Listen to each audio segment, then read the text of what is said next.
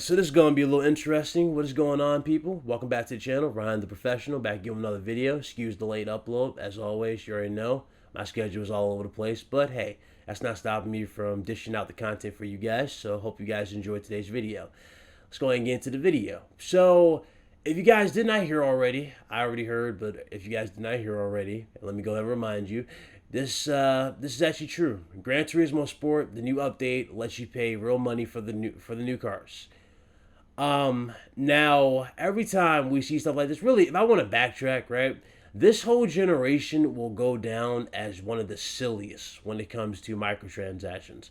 I remember people who still, actually, no, let me rephrase that. There are people who still damage control microtransactions, saying that the developer needs the money, right? So I'm going to get into that. I'm definitely going to address that in this video as well.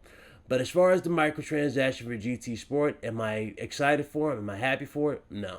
And here's why, okay? So microtransactions, this whole generation, have been a joke. You got these developers charging you real money for save slots in games, like Konami, for example.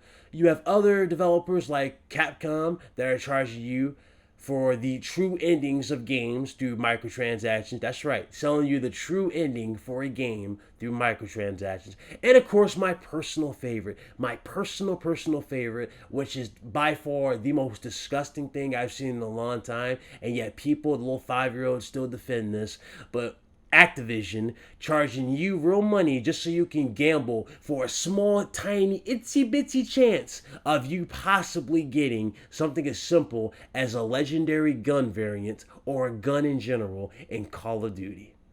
That right there is just distasteful.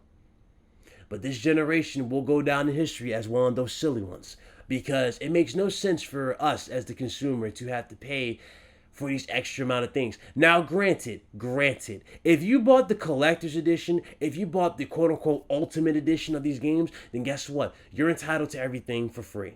It doesn't matter if it's a Call of Duty game. Every single thing that they would throw in a supply drop should automatically be unlocked for you for free. I don't think anybody would disagree if you're paying X amount of dollars for this. And that's the facts. That's the facts. Now, looking at this whole Gran Turismo thing with the updates, right? For those of you that acted like Sony would never follow Microsoft into this whole streaming console thing, think about it. Really think about it. If Sony was so pro-consumer, just like everybody wants to say their side is pro-consumer, we wouldn't have this whole incident right here, now would we?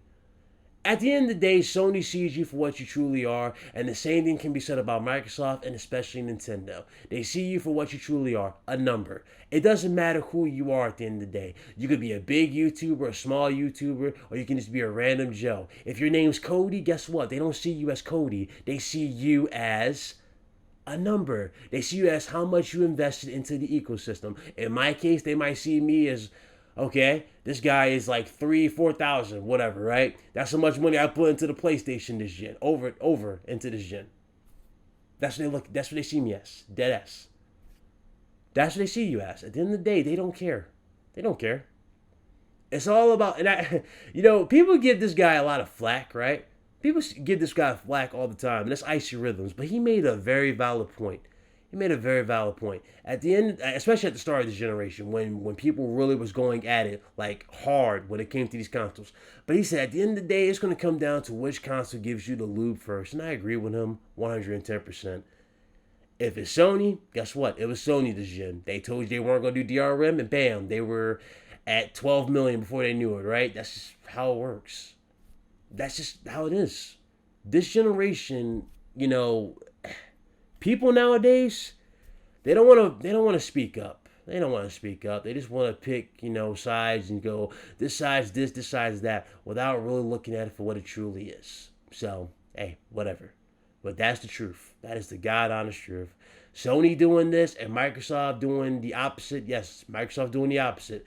The crates for Microsoft, I think it was Forza 7? Forza 7, the crates are going to be removed in a new update, or will be removed in the future. So that's what they're doing. So Forza 7 is not going to have the crates anymore. I guess they got all the money they could get out of those crates, so they're removing them. But there you go. Forza 7 won't be doing it. Sony's now incorporating that into GT Sport. A little funny that they opted out all of a sudden, but whatever, right? Well, whatever. I guess the damage was already done. They figured, okay, this is a opportunity to get more sales or get more people interested in the Forza series. I don't know. I really don't know. But do I see that as a kind gesture? Nah, I see that as a cop out to make themselves look good. Just like the whole crossplay shenanigan. You know what I'm saying? That's why I see it as. I really don't care much about that. But as far as this whole, console shit, I mean, I'm telling you, man, you guys want to fight for small stuff like this, but none of you really want to voice your opinions on what it truly matters. None of you really don't.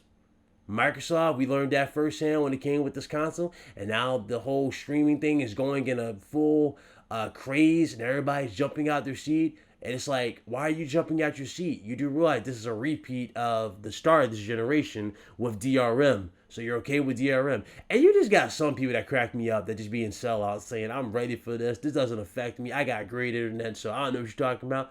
Okay. Okay, smart ass. So what happens when that internet goes out and your console cannot connect to the internet? It breaks and you can't play games. That's what I'm talking about.